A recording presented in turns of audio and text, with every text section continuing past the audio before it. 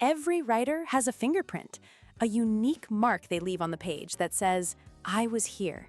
It's not just about grammar or spelling, it's about voice, your signature voice. Think of it like a recipe with 3 core ingredients. First, diction, the words you choose. Are they sharp and simple or complex and flowing? Second, syntax, the rhythm of your sentences. Are they short, punchy statements or long, winding thoughts? And third, perspective, what you choose to see. A scientist and a poet can look at the same forest, but one sees biology, the other sees a soul.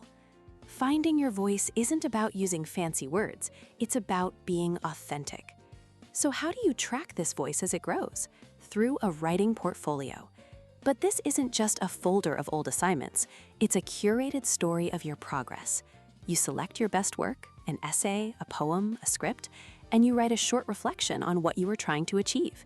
You polish an old draft until it shines. It's the evidence of your journey. This journey connects everything you've learned. English isn't just a list of separate topics, it's a web of ideas. Think about it. Shakespearean tragedy and modern hip-hop seem worlds apart, right?